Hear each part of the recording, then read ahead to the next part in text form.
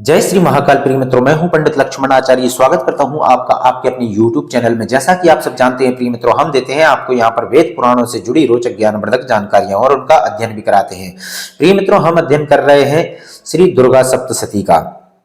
दुर्गा सप्तशती में आज हम अध्ययन करेंगे देवी कवचम का।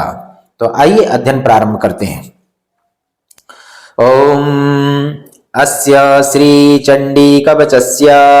ब्रह्मा ऋषिः अनुष्टुप् छन्दः चामुण्डा देवता अंगन्या सोक्तमातरो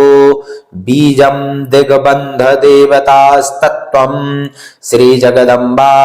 प्रीत्यर्थे सप्तशती पाठांगत्वेन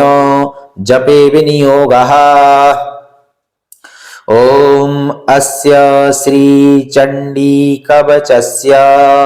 ब्रह्मा ऋषिः अनुष्टुप् छन्दः चामुण्डा देवता अंगन्या सोक्तमातरो बीजं दिग्बन्ध देवतास्तत्त्वं श्री जगदम्बा प्रीत्यर्थे सप्तशती पाठांगत्वेन जपे विनियोगः। ओम नमश्चंडिकायै। मार्कंडेय उवाच ओम यद्गुह्यं परमं लोके सर्वरक्षाकरं नृणां यन्न कस्यचिदाख्यातं तन्मे ब्रूहि पितामह। ब्रह्मोवाच अस्ति गुह्यतमं विप्र सर्वभूतोपकारकं देव्यास्तु कवचं पुण्यं तच्छृणुष्व महामुने। प्रथमं शैलपुत्री च द्वितीयं ब्रह्मचारिणी तृतीयं चंद्रघंटेति कूष्मांडेति चतुर्थकं पंचमं स्कंदमातेति षष्ठं कात्यायनीति च सप्तमं कालरात्रीति महागौरीति चाष्टमम् नवमं सिद्धिदात्री च नवदुर्गाः प्रकीर्तिताः उक्तान्येतानि नामानि ब्रह्मणैव महात्मना अग्निना दह्यमानस्तु शत्रुमध्ये गतो रणे विषमे दुर्गमे चैव भयार्ताः शरणं गताः। नवमं सिद्धिदात्री च नवदुर्गाः प्रकीर्तिताः उक्तान्येतानि नामानि ब्रह्मणैव महात्मना अग्निना दह्यमानस्तु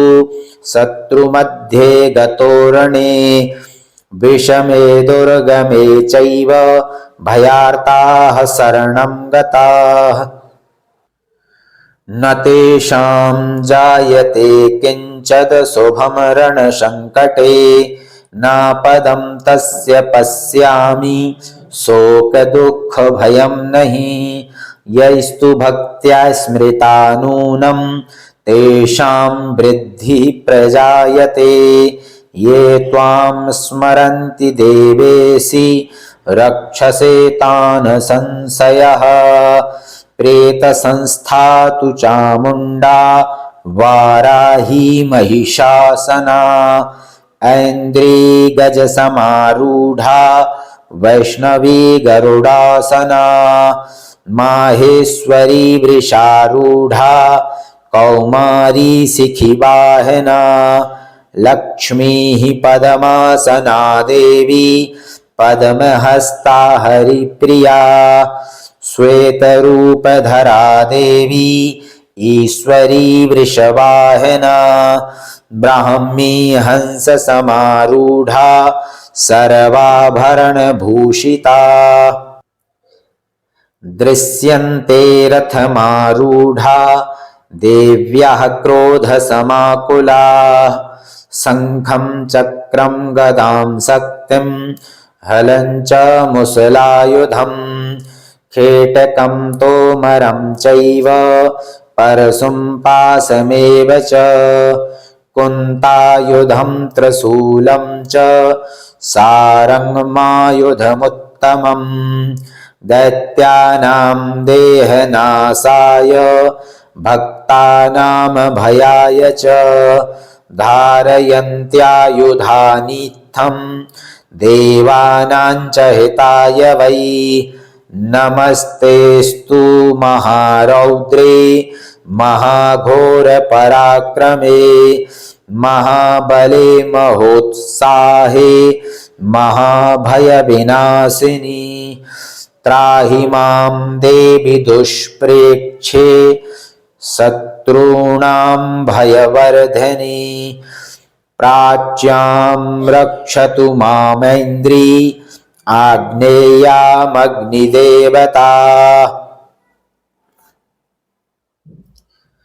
दक्षिणे वतु वाराही नैऋत्यां खड्गधारिणी प्रतीच्यां वारुणी रक्षेत् वायव्यां मृगवाहिनी उदीच्यां पातु कौमारी यैशान्यां शूलधारिणी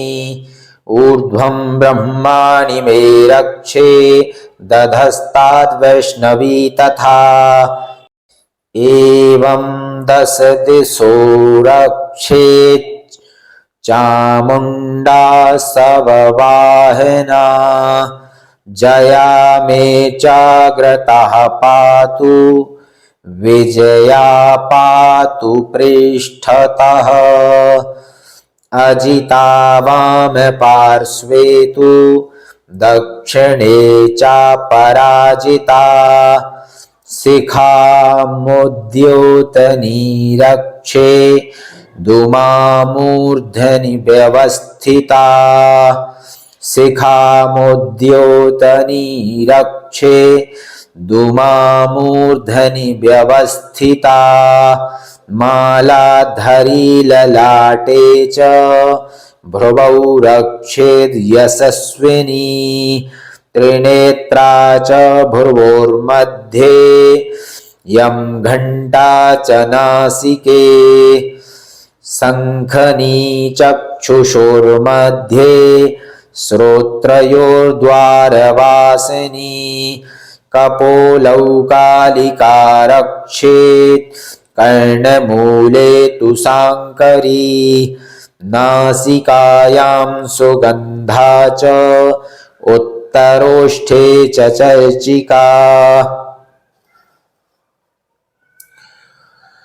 नासिकायां सुगन्धा च उत्तरोष्ठे च चर्चिका अधरे चामृतकला जिह्वायां च सरस्वती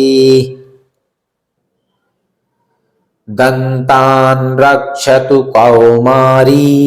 कण्ठदेशे तु चण्डिका घण्टिकां चित्रघण्टा च महामाया च तालुके कामाक्षी चिबुकं रक्षेत् वाचं मे सर्वमङ्गला ग्रीवायां भद्रकाली च पृष्ठवंशे धनुर्धरी नीलग्रीवा वही कण्ठे नलिकां नलकूबरी स्कन्धयोः खड्गनी रक्षेत् बाहू मे वज्रधारिणी हस्तयोर्दण्डनी रक्षे दम्बिका चाङ्गुलीषु च नखाञ्छूलेश्वरी रक्षेत् कुक्षौ रक्षेत् कुलेश्वरी स्तनौ रक्षेन्महादेवी मनः शोकविनाशिनी हृदये ललिता देवी उदरे शूलधारिणी नाभौ च कामनी रक्षेत् गुह्यं गुह्येश्वरी तथा नाभौ च कामनी रक्षेत् गुह्यं गुह्येश्वरी तथा पूतना कामिका मेढ्रं गोदे महिषवाहिनी कट्यां भगवती रक्षेज्जानुनी विन्ध्यवासिनी जङ्घे महाबला रक्षेत् सर्वकामप्रदायिनी गुल्फयोर्नारसिंही च पादपृष्ठे तु तैजसी पादाङ्गुलीषु श्रीरक्षेत् पादाधस्तलवासिनी नखान्दंष्ट्राकराली च केशांश्चैवोर्ध्वकेशिनी रोमकूपेषु कौबेरी त्वचं वागीश्वरी तथा रक्तमज्जावसा मांसा न्यस्थितिमेत् रक्तमज्जावसा मांसा न्यस्थिमेदांसि पार्वती रक्तमज्जावसा मांसा न्यस्थिमेदांसि पार्वती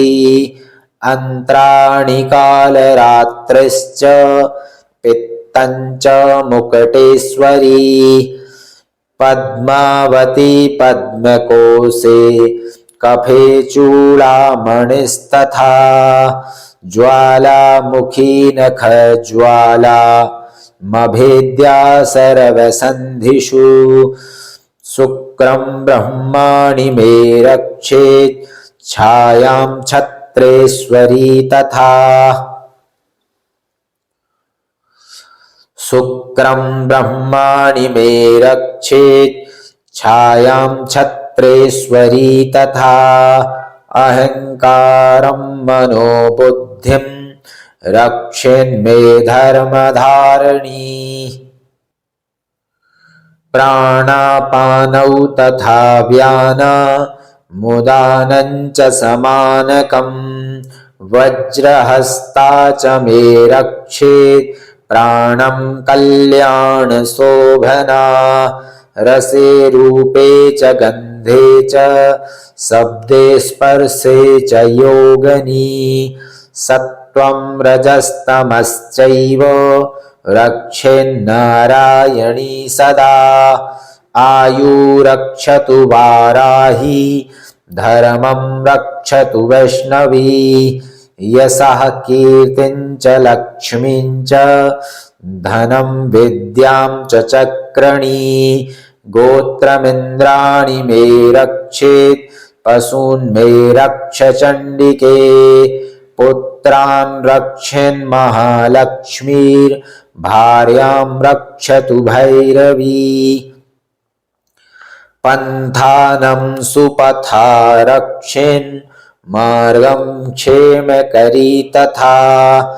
राजद्वारे महालक्ष्मीर्विजया सर्वतः स्थिता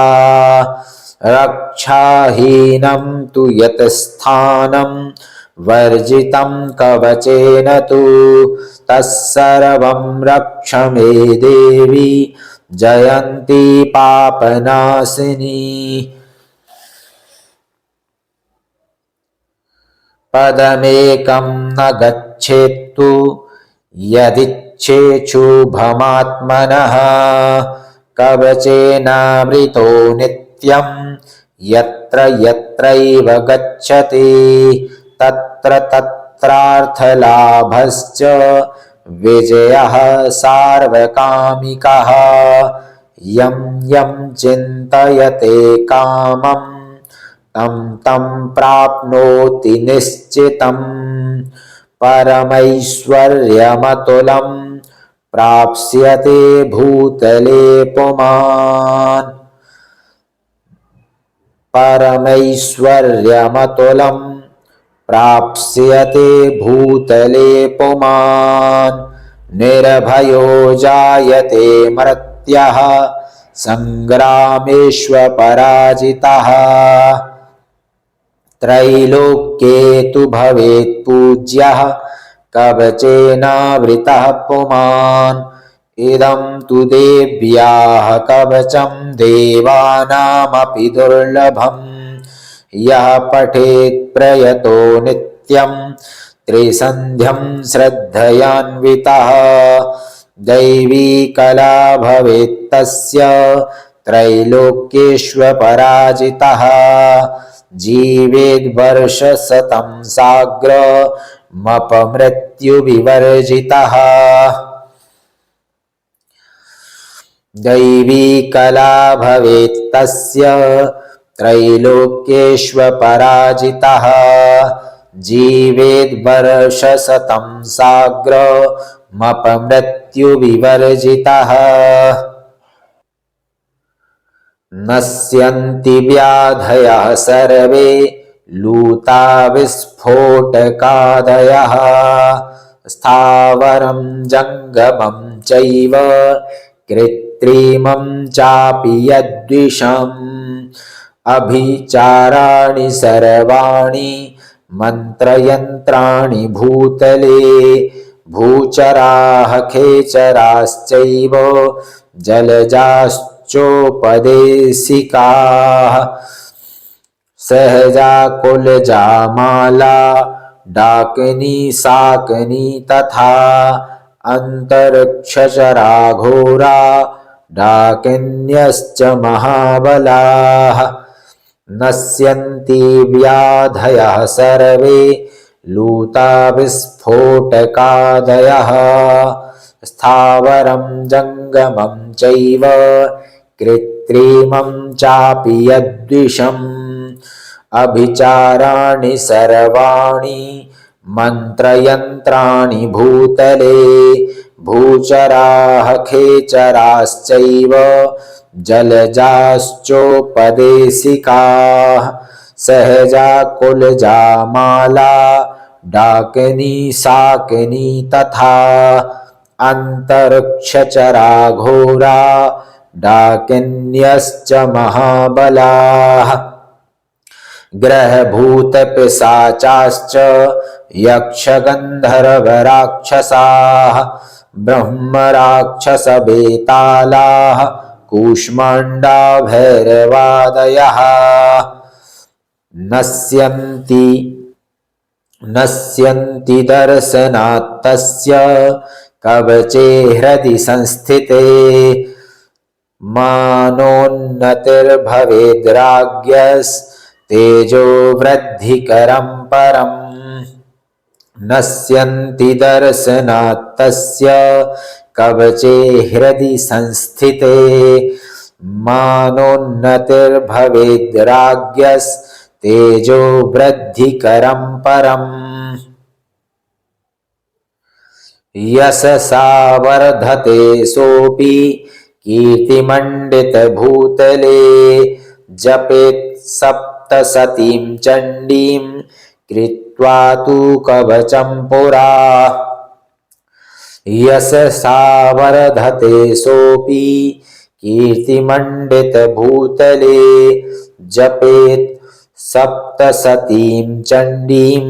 कृत्वा तु कवचं पुरा यावद्भूमण्डलं धत्ते सशैलवनकाननं तावत्तिष्ठति मेदिन्यां सन्ततिः पुत्रपौत्रिकी देहान्ते परमं स्थानं यस्सुरैरपि दुर्लभं प्राप्नोति पुरुषो नित्यं महामाया प्रसादतः लभते परमं रूपं शिवेन सह मोदते। ओम श्रीदेव्याः कवचं श्रीजगदम्बार्पणमस्तु।